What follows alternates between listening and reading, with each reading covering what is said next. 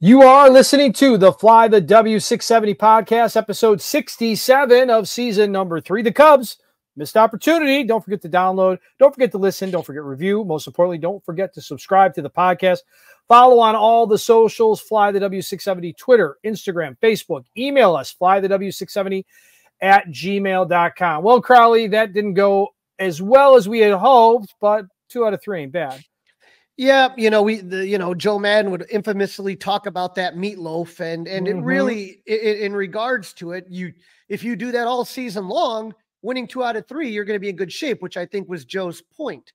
The problem is when you fall 10 games behind the first place team and you're trying to salvage whatever is left in a month and a half of the season, less than that, 2 out of 3, it sometimes isn't going to do it. And what I saw from the Cubs this weekend, I mean, I don't want to be negative about winning a series 2 games out of 3, but there's just so many things about this weekend that when I look at it, I say to myself, this is why this team is where they are. Right. It was a microcosm, right, of what they've kind of been all weekend long. Up and down, battle back, nothing at the back end of the bullpen. But let's go to Kyle Hendricks, game 1. Friday afternoon, great day out at Wrigley. Yep, Cubs jump out to an early lead in this one. Ian Happ leads off the bottom of the first with a double. Bush pops out, and then Seiya strikes out, but with 2 outs, Cody Bellinger will deliver the clutch home run to put the Cubs up 2-0. God, we need those belly bombs. Dustin, I keep saying that defensive lapses keep killing this Cubs team, and it happened again. This time in the 4th inning with 1 out, Spencer Horwitz singled. And then Alejandro Kirk hits one to Kyle. He tries to start the double play, but the ball was thrown really low. It actually kind of lands on top of the base, and Nico can't make the play. Everybody's safe. Then with runners at first and second, Will Wagner grounds out to Dansby, and the throw is a little behind him. He gets the out at second, but then he drops the ball as he's trying to transfer it. And so you got runners at the corner with 2 outs, and then Ernie Clement hits a infield single to short. Dansby probably should have pocketed it. The throw goes into the dugout, allowing Horwitz to score and putting the Tigers on the board. They're trailing 2-1 and moving runners to second and third. But Hendricks got Joey Loperfido to ground out to end the threat. But Dustin, that's a run scoring on 2 errors, by the Cubs. And obviously the Blue Jays are not a playoff team, but when you play a team like Cleveland, right, if these things keep happening, you're not going to get away with them all the time. And no. It's just, I've seen too much of it. Yep. Way too much of that kind of stuff. Now the Tigers would tie it up on a solo home run off the bat of Leo Jimenez. The Jays, I'm sorry. The Cubs bottom of the order would retake the lead. And that was PCA and Miguel Amaya hitting back-to-back jacks for both of them, their 5th home runs of the season. Pretty cool. Yeah, Pretty yeah. cool And they've been a really good story this second half of the season. Both of them kind of coming into their own offensive lead, making adjustments, which I like to see. Kyle did not come out in the 6th. He pitched 5 innings. He gave up 2 runs. 1 of them earned, 5 hits, no walks, and 2 Ks. They could have added some more runs as they loaded the bases with 2 outs in the 6th inning, but Miguel Amaya popped out to end the threat. But they did get that insurance run in the 7th as Ian Happ hits a solo homer, and the Cubs were up 5-2. This takes us to the 9th inning. Cubs up 5-2, and Hector Neris comes into the game. He gives up back-to-back singles to the first 2 hitters he faces, but gets Ernie Clement to line into a force out. Dansby to Paredes to get the lead runner, right? Next batter, Joey Loperfido singled to load the bases, tying runs on first. With Leo Jimenez batting, it looks like Neris strikes out Jimenez. But before the pitch, the third base umpire, Alan Porter, decides to call a balk on Neris. Yeah. A run scores. It's a 5-3 ball game. I thought that Coomer did a great job. Didn't he? Yeah, phenomenal. Like now you're going to call that? At this point, you're going to call that? He's been doing the same thing all inning. Now you're going to call that? Right. And it's just kind of the ump show. You know what I mean? And I got to tell you, Dustin, I'm going to try not to complain about it because I know I do, but I am just so tired of these umpires. Another rough weekend, no doubt about it. Another rough weekend. I got some things to say about game number 3 in regards to the ump and my favorite Cubs skipper right now. But we'll get to that. It just, to me, it's just annoying, but I digress. Either way, the run scores, and now it's 5-3. Neris does strike out Jimenez. The Cubs and Neris are 1 out from escaping the jam, but George Springer triples, 2-run score, and the game is tied. Neris gets Dalton Varsho to strike out swinging, which was important because at least the Jays didn't take the lead. But that was blown save number 5 for Neris. And Dustin, you could hear the Boo Birds bright and clear on 670 The Score. Yes, you could. I listened to that entire game on the radio, did not watch any of it on television, end up seeing what happens next on TV. But yeah, you could definitely hear him through the speaker. The Cubs would do nothing in the bottom of the 9th. So on to extra innings. Dalton Varsho is the Manfred man on second base. Tyson Miller on the mound to face the heart of the Blue Jays order. Miller gets Vladdy Guerrero Jr. to fly out. He gets rookie sensation Spencer Horwitz to line out, and Alejandro Kirk to ground out to end the inning. Varsho never moves from second base. I've been saying, I don't even know, since pretty much I've seen this guy come up. Tyson Miller, since they got him, has been huge, and he keeps proving time and time again that he's a guy that has some pretty darn good stuff. Yeah, you've been on him, and he has been better than I have given him credit for. He has been pretty good. Now, bottom of the 10th, Chad Green on the mound. Ian Happ is the Manfred man. First batter, Michael Busch draws a walk. Seiya Suzuki up. He hits his first walk-off single in his major league career. Ian Happ scores. They tear his jersey off, but he refuses to let them tear his undershirt off, a la Mike Talkman. So the Cubs do get the win. The Cubs scored 6 runs on 7 hits, 4 home runs, but were 2 for 9 with runners in scoring position. They left 7 men on base. Again, if you're hitting home runs, you can overcome the lack of hitting with runners in scoring position. The Jays out-hit the Cubs, scoring 5 runs on 10 hits. They were 3 for 12 with runners on scoring position, Dustin.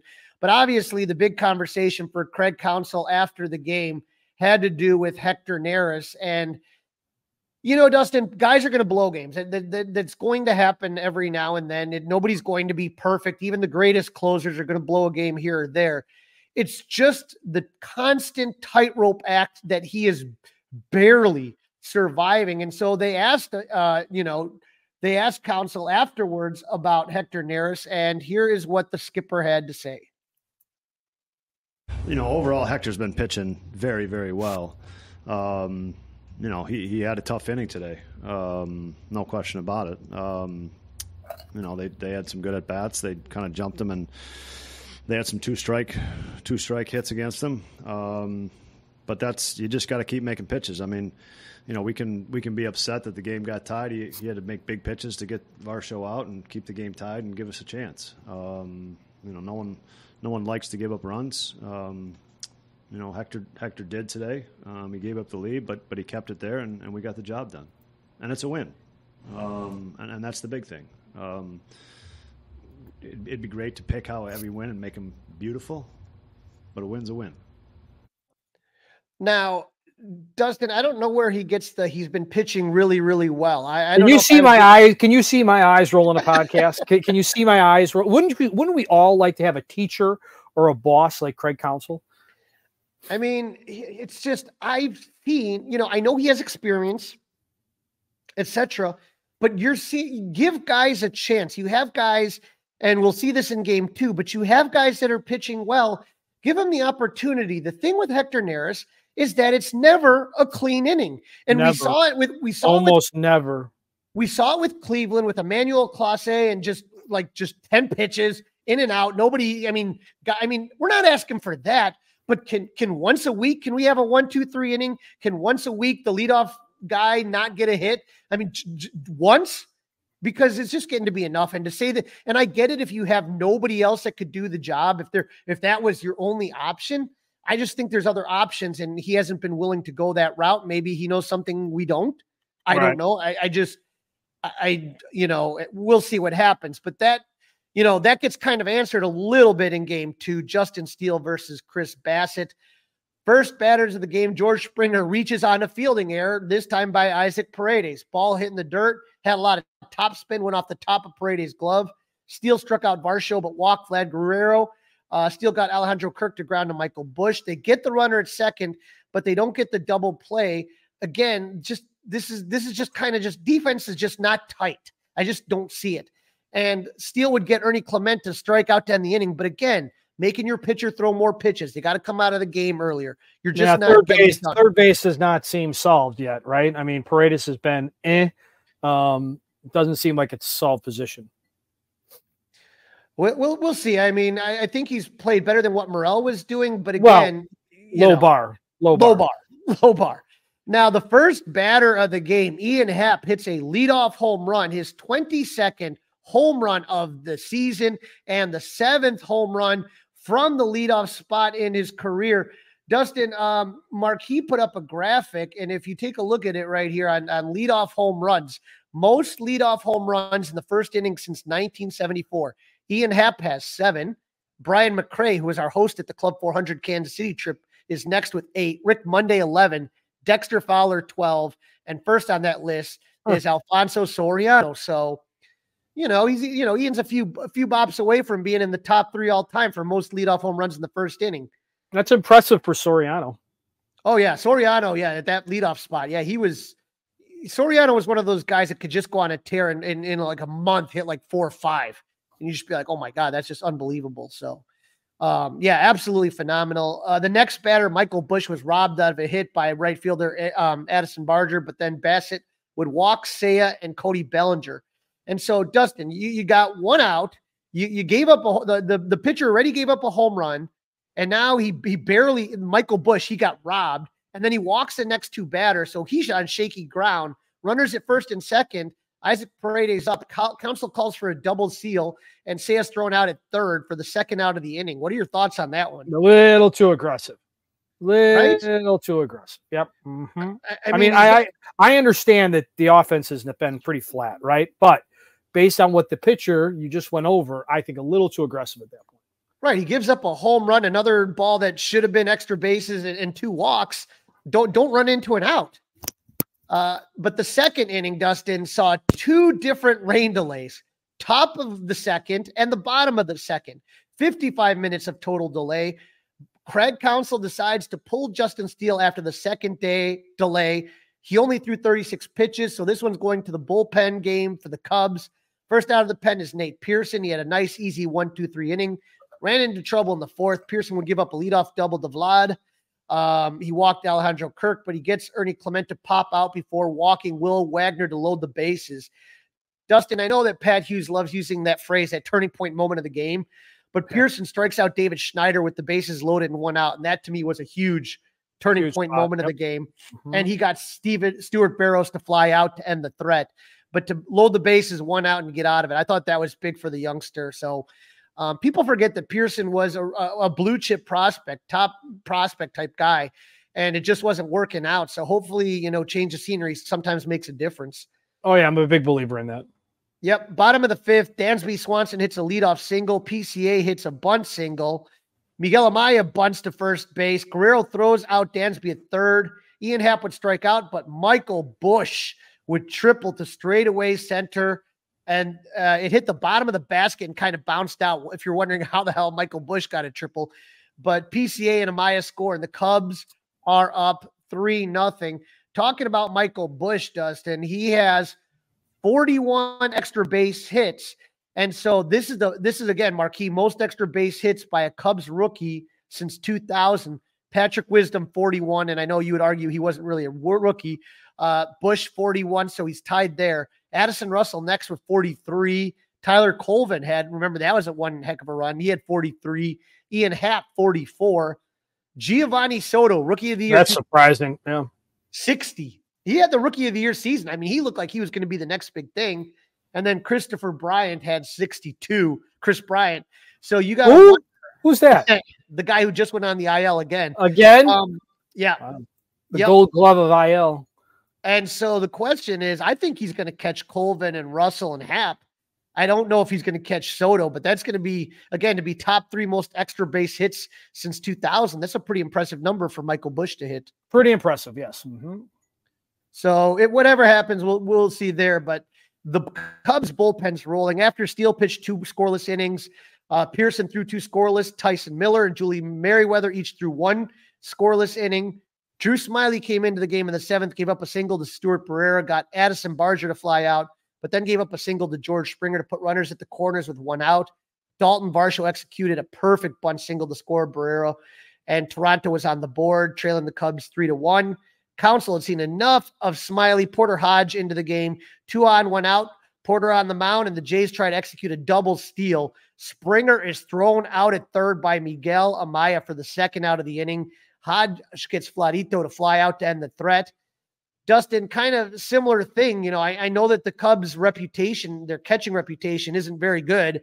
But boy, and if I got Vladimir Guerrero at the plate as the go-ahead run, 2 guys on, I'm not running around stealing bases. I'm going to let especially with Vlad Guerrero up. It didn't make any sense. Yeah, that if I'm a Jays fan, I would have been happy about that. Bottom of the 7th, 1 out. PCA draws a walk. Miguel Amaya hits one to pitcher Ryan Yarbrough. PCA's running. Yarbrough takes a peek at second. The ball goes under his glove. He's able to pick it up, and then he throws it away. Everyone's safe. That's the thing where PCA's speed kind of freaks people out and causes errors. Yep. But Ian Happ is up. He shows bunt. He misses the ball. Catcher Alejandro Kirk kind of pumps fakes to third. PCA is too far off the bag. Now Kirk really throws it down there, and they get PCA in a rundown. They call that caught stealing, which I kind of roll my eyes at, but that ends his attempt to break the consecutive successful stolen base rookie record of 26. PCA had 23. That streak is over. So over not a stolen base attempt. I don't know about that. Yeah, I don't think so either. The question on every Cub fan mind, though, Dustin, was would Hector Neris close this one out after blowing the save the day before? Nope. Obviously, you know, it's one of those things where Neris threw 30 pitches the day before. Council goes with Jorge Lopez.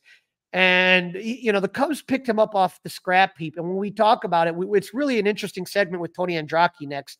But just the turnaround of this bullpen, it comes off guys that the Cubs, again, they picked up, you know, Jorge Lopez off the scrap heap, DFA'd by the Mets, throwing his glove over the, you know, they picked up guys like Tyson Miller, and they've had contributions by Porter Hodge. Those guys were not on the bullpen on opening day. They only have 2 guys that are on the bullpen from opening day that are still in the bullpen. So, you know, Jorge Lopez comes in, and we're excited. Yay, it's not Hector Neris. First battery faces Addison Barger, homers to dead center. Yep. Cubs are now clinging to a 1-run lead, but get this, Lopez comes back and strikes out George Springer, Dalton Varsho, and Vladimir Guerrero Jr. to end the game. Cubs win 3-2. How about sitting down those 3 to end the game, striking them out? That's really impressive. Very impressive. You know, so the Cubs offense scored 3 runs on 5 hits, 1 for 8 with runners in scoring position. They leave 4 men on base. The Blue Jays scored 2 runs on 7 hits, also 1 for 8 with runners in scoring position. They left 10 men on base. But the big story, Dustin, was the Cubs bullpen pitching 7 innings, giving up 2 runs on 7 hits, 4 walks, and 7 Ks. Again, this bullpen, since June 27th, has the lowest ERA, 1.95, below the Angels and below the Rays. Just a phenomenal job by this bullpen. And if you would have told me June 1st that the bullpen would be one of the strengths of this team, I would have called you crazy. No way, no how. All right, game number 3, Cubs looking to go for the sweep. Shota Imanaga on the hill versus Bowden Francis. Ah, yes, the very dangerous Bowden Francis. You know, Dustin, you know, you have it right there. It is right there. You got the sweep in front of you. You got your ace on the mound. They got some kid. First inning was a little taxing for Shota. He gave up a walk and a single, but had to throw 31 pitches. Then in the second inning with 2 outs, Dustin, the wind's blowing in. It's a weird day. No one on. Joey Loperfido took a high fastball. This wasn't in the zone. It was outside of the zone. But way this kid outside the zone. Right, way high. He hits it 409 feet to right field, and he hit it probably the only place, like in a cross section of the wind, that you could hit it. Cubs were down 1-0. Shota threw 97 pitches over 5 innings. Again, that first inning cost him there. But he gave up 1 run on 4 hits, 1 walk, and 6 Ks. But that home run, like I said, I can't believe the guy was able to take that out on that. No, it was amazing. I didn't think a ball was going to get out of there that day. But like you said, he hit it kind of right center fieldish, right? And you know, that's where the wind kind of dies down. Yep. And so Julian Merriweather was first out of the pen. He had a 1-2-3 inning. And then Ethan Roberts, I saw him on the side of a milk carton recently. He hadn't appeared in a game since July 13th, over a month. He gave up 2 walks in the 7th, got out of it. He gave up 2 hits in the 8th, got out of it. So, I mean, I don't know how much of that's rust on Ethan. You know what I mean? You don't pitch in a game since July 13th, and it's what, August 8th, or it was August 18th. So, you think the momentum, right? Just the excitement of it all would play into it. Who knows? But Bowden Francis completely shuts the Cubs down. In his last start against the Angels, Francis gave up 1 run on 1 hit in 7 innings. Against the Cubs, he again pitched 7 innings, gave up 3 hits and no runs. The Cubs did not get their first base runner until the 4th inning with 1 out. Michael Busch had an infield single, and then Seiya Suzuki had a bloop single. Cody Bellinger popped out for the 2nd out. Nico reached on an error by shortstop Ernie Clement to load the bases. Dansby would strike out to end the threat. The Cubs' next base runner off Francis came from a double by Nico Horner in the 7th, but Francis would strike out Dansby Swanson and get PCA to pop out to end the threat. Now, wasn't this where we actually saw the manager actually say something to the umpire, except this time he was dead wrong? So he's finally getting upset, at least from my couch, right? That's all I can tell. I'm not there. I can only deal with the pictures that Marquee's giving me. But he was wrong. Counsell was wrong. Swanson was wrong. And they're having a fit, and they were wrong. So it depending on the one that we're talking about here, the one where the bases the strike 3. Right. I know it's a strike 3, but the one with he had a lot of strike 3s. The bases loaded. He struck out twice. I want to say it's specifically this at bat.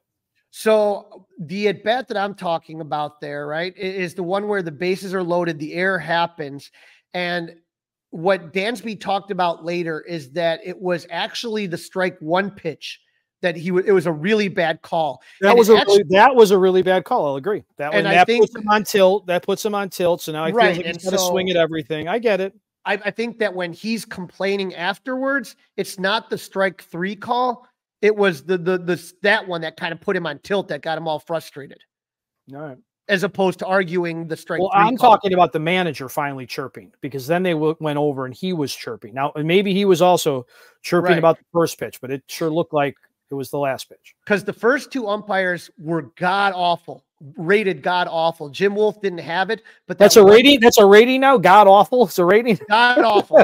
You can look at it below average, but Jim Wolf actually called a pretty good game. But that one call was a bad call, and it just happened to be with the bases loaded, down 1-0. Yeah, like when they called a balk in the first game, right? Okay, right. Yeah. Hector Neris came into the game at the top of the 9th, trying to keep the Cubs in it. Once again, he gave up 2 hits. He's able to escape without giving up any more runs, but it's never a clean inning. Takes us to the bottom of the 9th. Seiya Suzuki flies out to center, but Cody Bellinger singles. Tying run at first. Nico Horner lines out to right for the 2nd out. Cody Bellinger steals 2nd. Tying run is now in scoring position, but Dansby Swanson grounds out to 3rd. The Cubs lose 1-0. The Cubs offense was shut out. Only 4 hits, 1 extra base hit, that Nico double. They were 0 for 6 with runners in scoring position. They left 6 men on base. We talked about Dansby.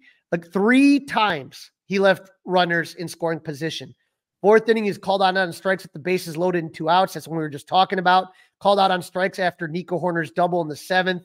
And in the 9th, with Cody Bellinger on second, he grounds out to end the game. So not the greatest game for Dansby Swanson. Not the greatest game for the Cubs offense. But Dustin, you talked about it, and I heard you guys talking this morning on the Mully and Haw show about just being a microcosm of the season. It just really... everything, it's the offense disappearing. It's the not hitting with runners in scoring position. It's base running blunders. It's defensive miscues. It's a blown save.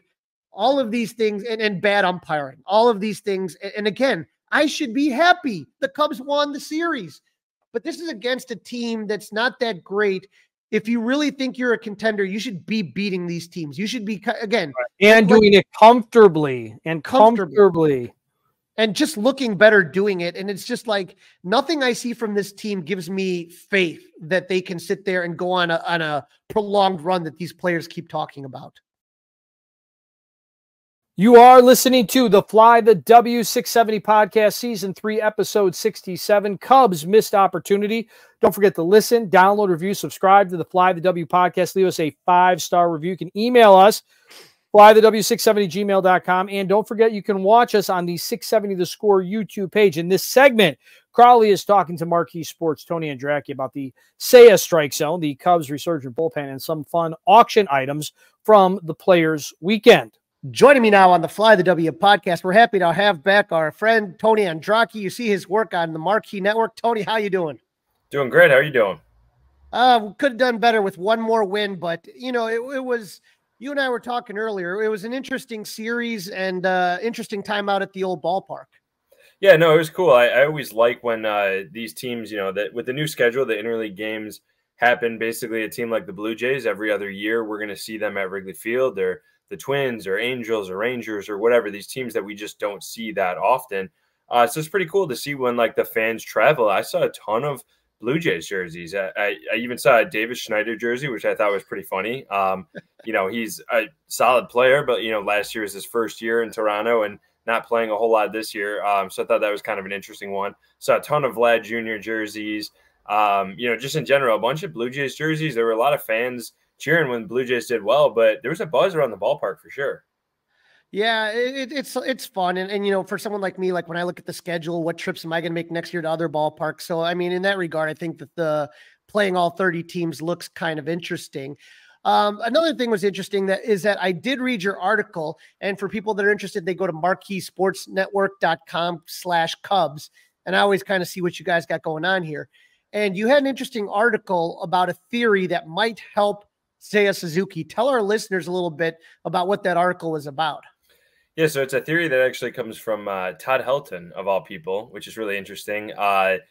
He has a connection with Craig Counsell. They played around the same time, and Counsell was asked by Sahadev Sharma, the Athletic, just about Seiya Suzuki and the pitches that we've all seen, right? The last 3 years, it feels like this year it's been more pronounced, and it really has been more pronounced the last few weeks as well. He struck out 4 times in August already on pitches out of the zone where he's been called out on strikes. He has been these incorrect calls. He has been on the unfortunate end of it more than any other hitter in baseball over the last 3 years and more than here. So when asked about it, Counsell remembered that conversation with Helton and what Helton did throughout his career. And Helton would argue everything. He would argue every called strike against him. And this was a guy who had a great knowledge, a great grasp of the strike zone. He walked 100 times a year. He hit over 300 a bunch. He hit like 370, once or twice as well in his career. So this was a guy who knew the strike zone, didn't take a ton of called strikes. And apparently whenever he did, he would just argue. He would question it, not necessarily like full on argue, but just question it with the umpire. Like, hey, was that a strike?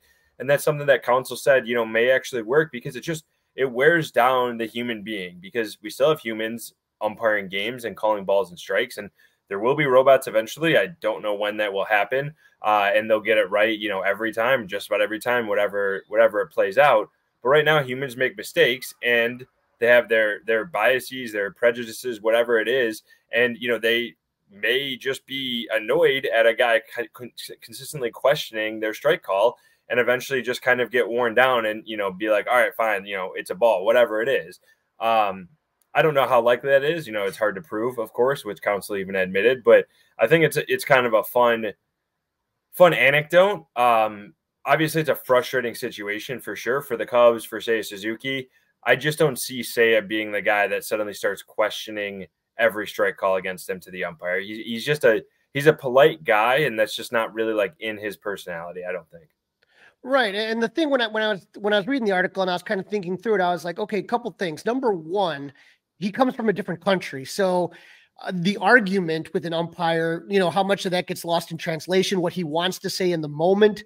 And then the other thing is, again, culturally, and again, I'm not an expert on Japanese baseball, but, it's a culture that is very much, you have certain reverence for certain people in authority. Maybe it's not even something that's done that much in Japan. I don't know. Did anyone have a chance to ask Seiya about that?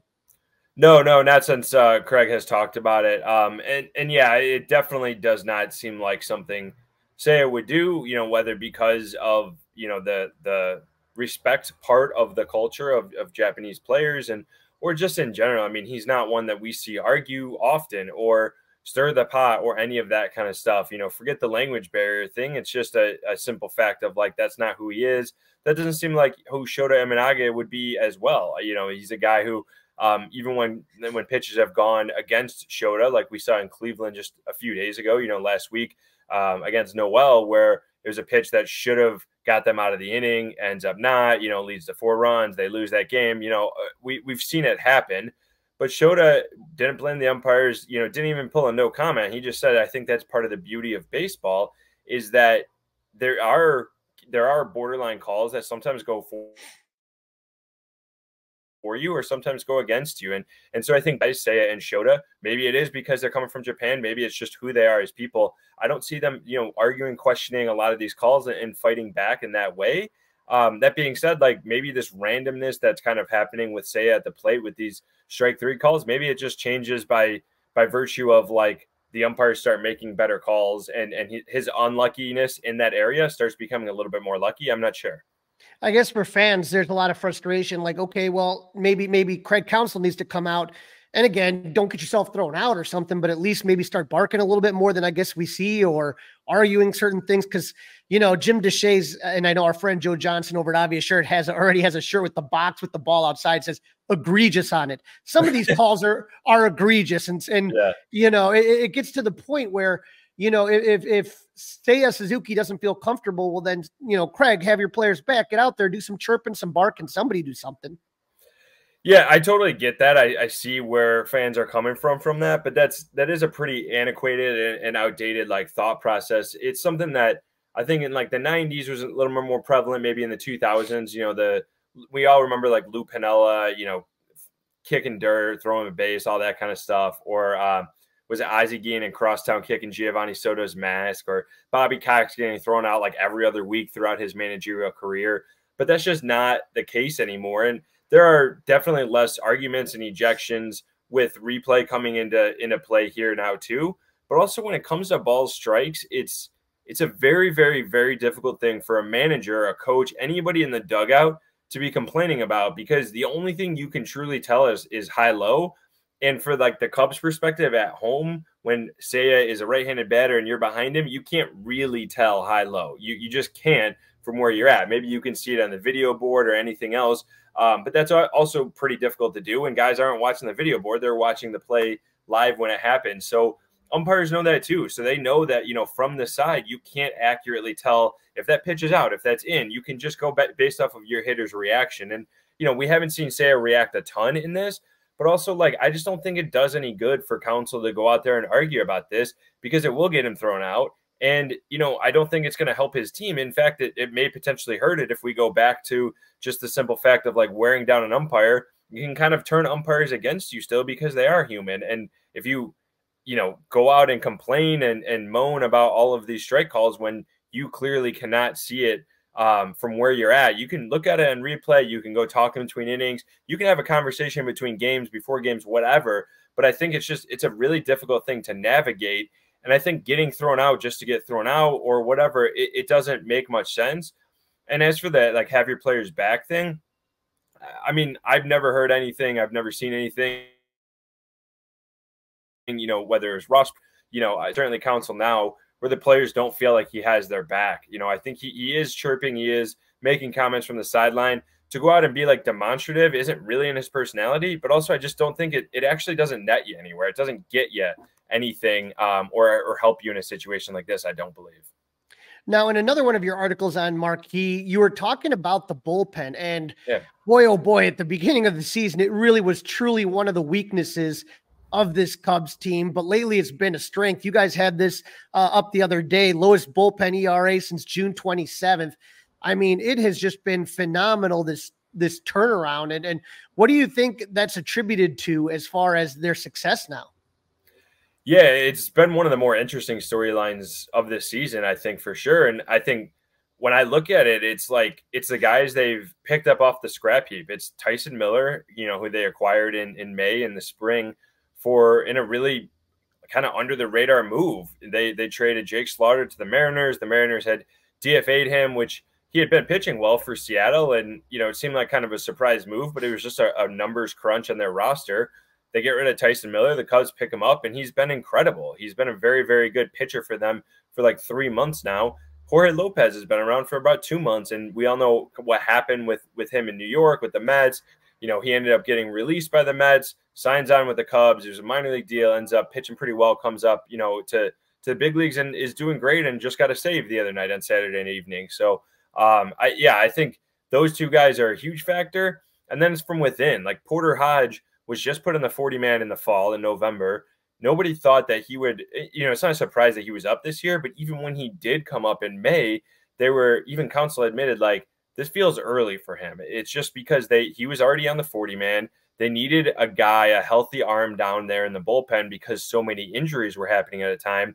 And Porter Hodge was up. He pitched really well. I mean, he struck out, he had that near immaculate inning against the Braves. And then, he comes out and like has been incredible since. He did go back to the minors briefly, but, has come back up, and he's just proven that he's capable of not only being here in the big leagues, but he's been, I think, their best relief pitcher and their top leverage arm over the last month and a half, 2 months or so. And so I think it's those developments certainly that are huge. But then, a guy like Drew Smyly has been really good, and Hector Neris had a tough outing on Friday. But other than that, the last 6 weeks, he's been really good as well. And even Ethan Roberts is their kind of like behind guy, the guy that only pitches, in games where they're losing or when they really need to. And he has an ERA under 1. So it's just been pretty interesting all across the board. And Nate Pearson's looked pretty good since he's come over, too, in the trade from the Blue Jays. I think it's just a really, really good job of player acquisition. I think Jed and Carter in the front office has done well. I think the coaching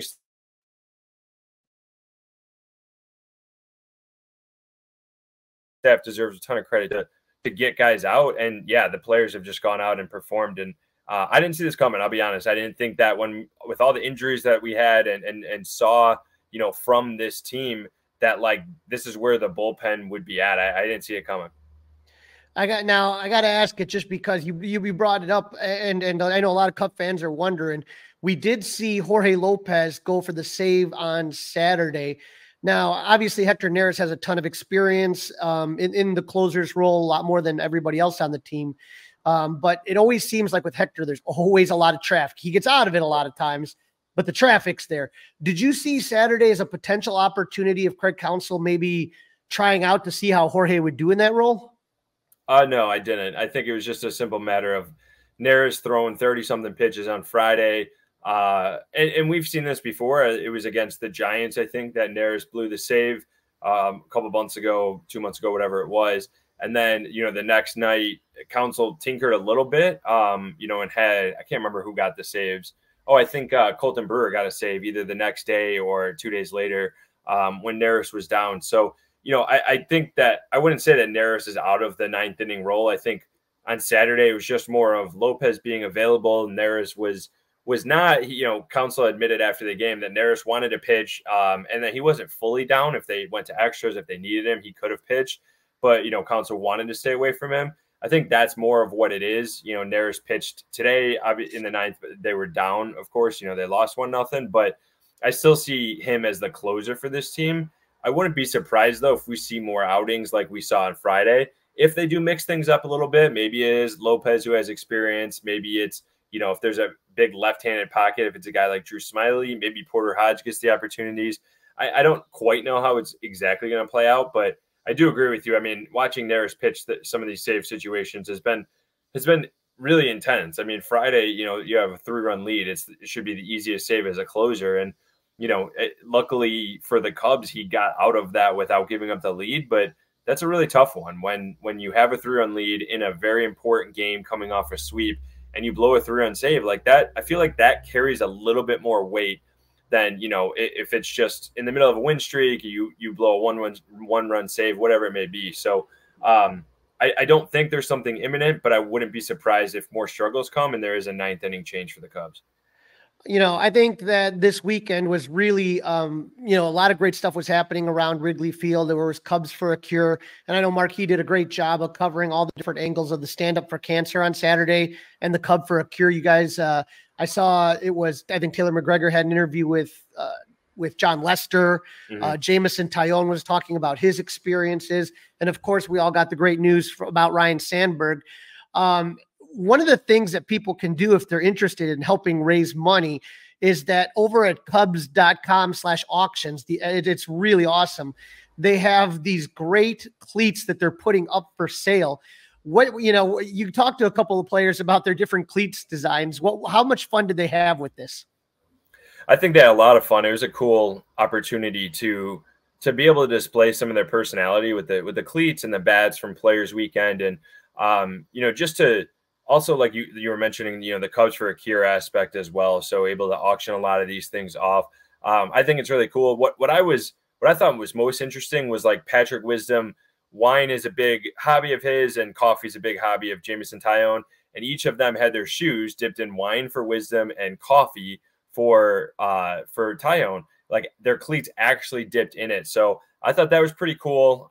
Some throwback to, like St. Jude's for Patrick Wisdom, or Mike Talkman and his wife are big on adopting animals. So, they had their dogs and just, other like talking about adoption on the bats and stuff like that. So I thought that was pretty cool just in general. I mean, Players Weekend is fun. And honestly, what I want to see is nicknames on the back of uniforms again. I thought that was pretty cool. And in the past, it's been a few years, I feel like, since we've seen that. So like bring that back, I think.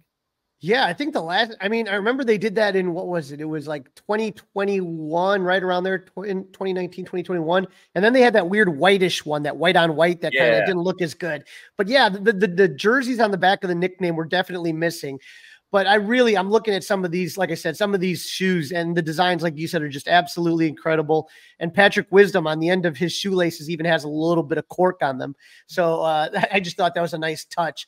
As the Cubs sit here and they're kind of just started off this stretch against teams against 500, do you kind of feel in the clubhouse when you're there, like, do they feel the weight of each loss because they just don't have a lot of losses that they can give away at this point? I wouldn't necessarily say they feel the weight of each loss. I think they absolutely understand the urgency in the situation that they're in. And I'd go back to that walk-off win that Talkman had, against the Cardinals on August 1st, I think it was. It was right after the trade deadline, right after that series in Cincinnati. And Talkman even admitted that, it's go time. Like, they know that they need wins right now, and they need to stack them up, not just win each day. They're not getting ahead of themselves. They understand each day is important. But, I think they understand that, as you said, there are very few losses they can give at this point. They need to win way more than they lose. And, last week was against Cleveland. I thought the first two games they played pretty well. They just lost against a really good team who's the best team in baseball, best team at home in baseball as well.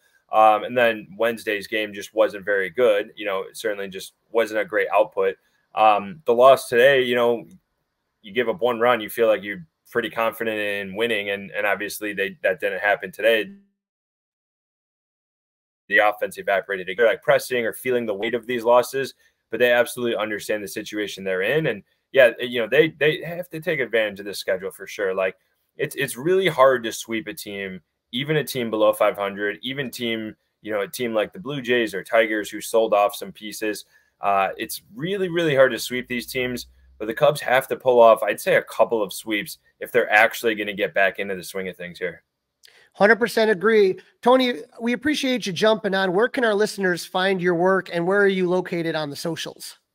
So you can find work at MarqueeSportsNetwork.com, the Marquee Sports Network app, Cubs Weekly Podcast, and at Tony Andracki 23 on Twitter or X or whatever you're calling that platform.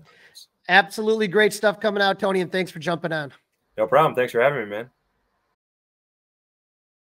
This is episode 67, season 3 of the Fly the W670 podcast, Cubs Missed Opportunity. Don't forget to listen, download, review, and subscribe to the Fly the W podcast. A 5-star review would be much appreciated. You can email us, flythew670@gmail.com. And don't forget, you can watch us on the 670 The Score YouTube channel. All right, Crawly, let's look at the standings on this off day for the Cubs Monday. Yep, the Cubs are in third place. Everybody is just struggling here, Dustin. This is just bad. This is just this goes back to why Cub fans thought this was going to be a year, because this division was very winnable. Bad division. And that's where we are. The Cubs were in second place for a moment on Saturday, but Milwaukee in first, 72 and 52. They're 20 games above 500, Dustin. And then all the other teams are below 500. St. Louis 11 back, Cubs 11.5 back, Cincinnati 12 back, and Pittsburgh is just in a free fall, 13.5 back. If we take a look at that wild card right here, the Padres and the Diamondbacks are looking pretty good. The Braves are starting to get back on track. The Mets are struggling. And then you have the Giants, Cardinals, Cubs, Reds, and Pirates all kind of in a blob, all right around each other. But, we'll see what happens. But, it's, again, time is not on their side anymore. That's the only thing I'll say about that. We're going to preview the Tigers series. That's who's coming up next. They've got 15 games, and they probably need to go 11-4 in those 15 that are coming up next to have a real shot. Yep. There was some interesting news over the weekend. The Cubs did a great job with the stand up to cancer, and 670, the score in the Cubs with Cubs for a Cure. That was so great. One thing for any of our listeners, there are going to be player weekend cleats auctioned off from this weekend. They are really awesome. A lot of these players kind of did their little own thing, kind of coming up with their own designs. Some of them have to do with their kids. Some of them are really cool pictures. But this one right here is Javier Assad. It has like the Mexican flag colors. This one by Shodi Managa's got really cool Cub colors. Some of the stuff is really artistic. Kyle Hendricks, the professor, has an apple with his number on it. Apple for the teacher, right? I love these Seiya Suzuki cleats. Do you like these right here? It's got the Japanese writing with a cool bear logo on it. So if you go to Cubs auctions, they're going to be auctioning these off all week. So the tie-on ones with that they're dipped in wine and smell like wine. Those are the wisdom ones. Somebody else did coffee and they smell like coffee. JMO did the coffee and Wisdom did the wine. There's all sorts of cool things. I did put in a bid for one. Last I checked, I just got outbid. So give me an idea. Give me an idea. You're bidding on both shoes, one shoe? I'm bidding on both shoes, yes. Okay, so you buy them in pairs. What are we talking? It's over 350 right now. Okay.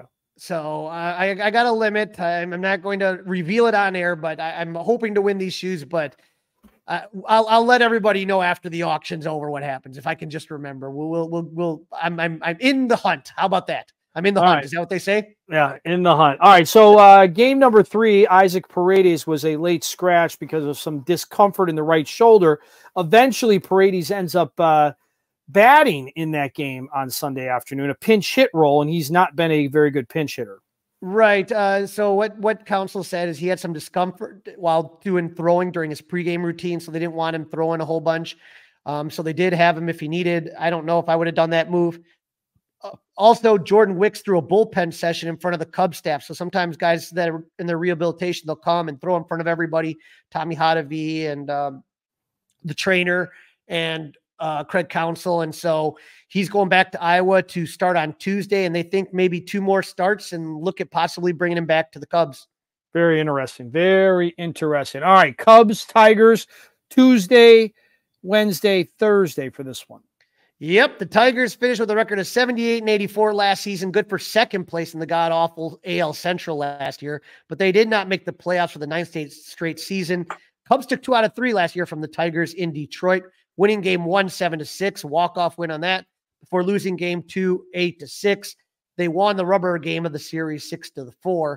In the offseason, the Tigers let Eduardo Rodriguez, Jose Cisnero, and Matt Boyd walk in free agent.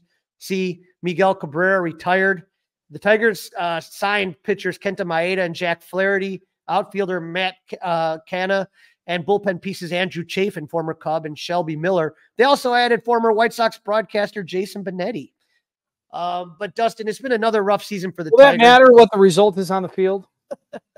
Nope. It hasn't this year, at least, because they're in 4th place in the AL Central. They're 61-64, 11 and a half games behind the Guardians, only ahead of the hapless White Sox. The Tigers put the for sale sign up at the trade deadline. They dealt Andrew Chafin to the Rangers, Mark Canna to the Giants, and Jack Flaherty to the Dodgers. So the Cubs won't be facing any of those guys. The Tigers, though, just took 2 of 3 from the Yankees in the Little League Classic in Williamsport, Pennsylvania. One good thing for the Cubs on Sunday night, ESPN's game of the week there, they had Tariq Skubal was throwing. He only allowed 1 run, and the Tigers walked in the 10th off former Cub Mark Leiter Jr. He has not had a lot of success in New York. The Tigers are 6-4 in their last 10, 30-32 on the road. So they just took a series from the Yankees. So just watch out for that. I don't know, I'm not saying take anything from it, but just kind of keep in mind that they're feeling a little bit confident right now. All right, so let's do a little tail of the tape. All right. Hard to believe the Cubs have a better batting average than the Tigers. The Cubs have a 234 average, 24th in baseball, compared to the Tigers are 231 in 27th place. Not a big separation between those two teams. In slug, the Cubs have the advantage, 384. That's 20th in baseball versus the Tigers, 383, which is 22nd. And runners in scoring position, though, that's where you see a difference. The Tigers are 9th in all of baseball with a 268 average with runners in scoring position, while the Cubs are still at the bottom, 222, 28th in baseball. So the Tigers are not getting on base a lot, but when they are, they're cashing them in. Yep.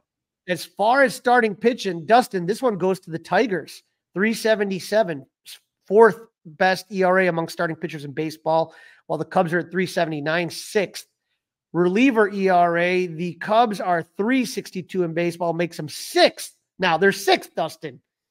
And the Tigers are 393, 16th. I remember the Cubs were at 24th, 25th. Right, they were in the 20s for sure. Yes. Fielding, the Tigers have the edge, 13 defensive run saves. That's 15th in all of baseball, while the Cubs have kind of gone down to 17th after a dismal showing this weekend, 9th in all of baseball. Or 9 defensive run saves, 17th in all of baseball. All right, we go to the pitching matchups. We're going to give a little, asterisk here. Nothing is official as of this moment, but Javier Assad does make the most sense to get the ball in game number 1 on Tuesday night. Right. You wonder if they're going to maybe do Justin Steele a little bit earlier because he really didn't get much of a start last time out. That's one thing to keep in mind. So these are with the asterisk. We do not have them as recording this at close to 5 o'clock on Monday. Javier Assad is 5-3 with a 3.19 ERA in 22 games, started with 92 strikeouts and 107 in the third innings. In Javier's last 10 starts, he's gone past 5 innings only twice. On August 2nd, Assad pitched 4 innings, gave up 4 hits, 1 run, and 3 walks with 3 Ks. Against Minnesota, August 7th, again 4 innings, gave up 2 runs on 3 hits with 2 walks and 1 Ks. In his last start, Assad pitched 4 and 2/3 innings. He gave up 1 run on 5 hits, 2 walks, and 2 Ks.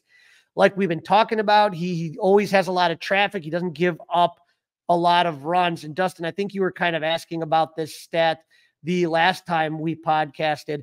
He has the lowest opponent batting average with runners in scoring position with minimum 200 at bats since 1974. Wow. So runners in scoring position, 142. And so when you kind of take a look at all of this, a lot of these guys on here are closers too, right? Like Aroldis Chapman and Craig Kimbrell.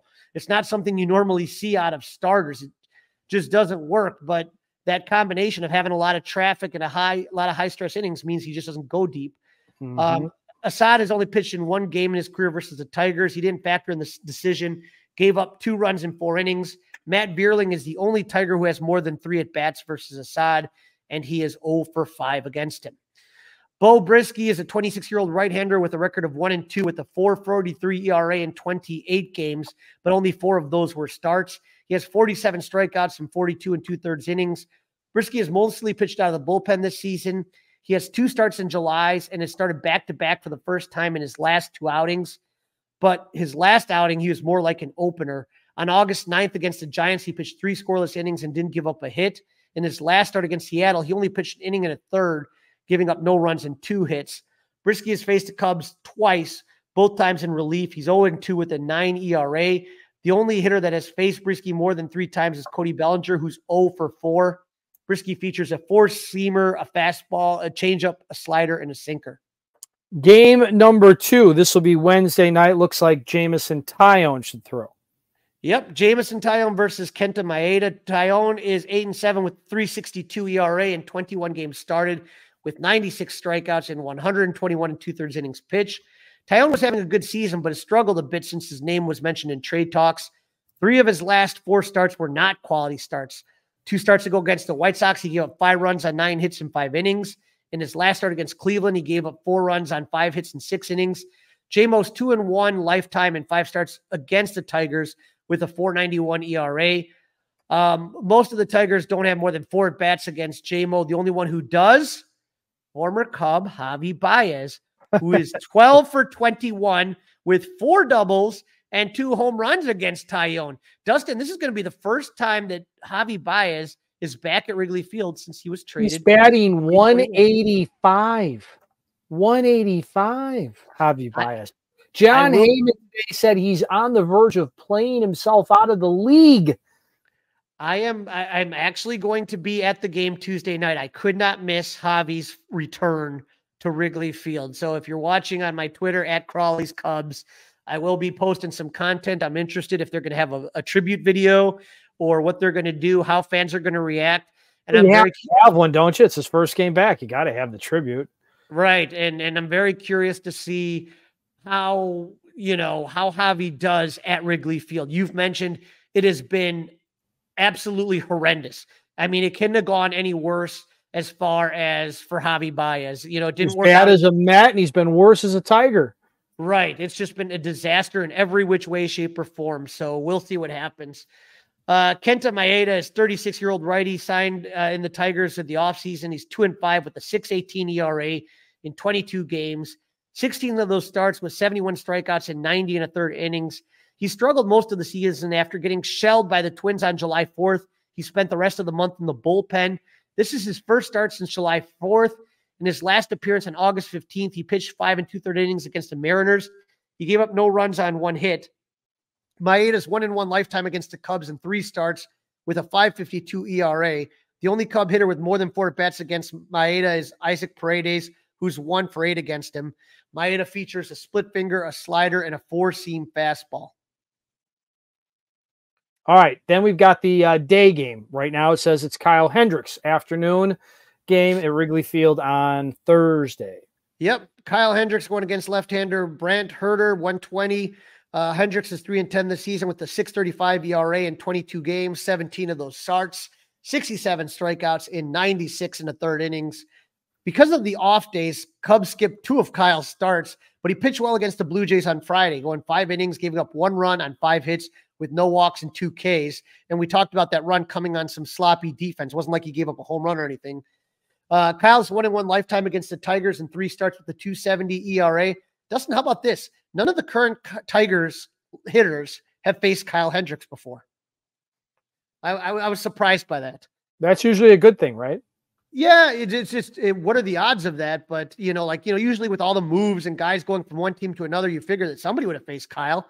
Did I see the other day, though, that the Tigers, was it Sunday or Saturday? One of the days, did the Tigers start 5 rookies in their lineup? At this point, it would not shock me. I thought I saw they started 5 rookies. So it would not be shocking. So that would make sense.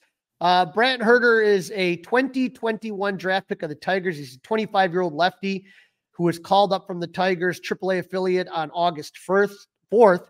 He's only appeared in 3 games every time after some other pitcher opened the game. He made his debut on August 4th against KC and pitched 3 innings, gave up no runs on 2 hits with 3 Ks. His next appearance was on August 10th against the Giants. He pitched 5 innings. He gave up 3 runs on 4 hits with 5 Ks.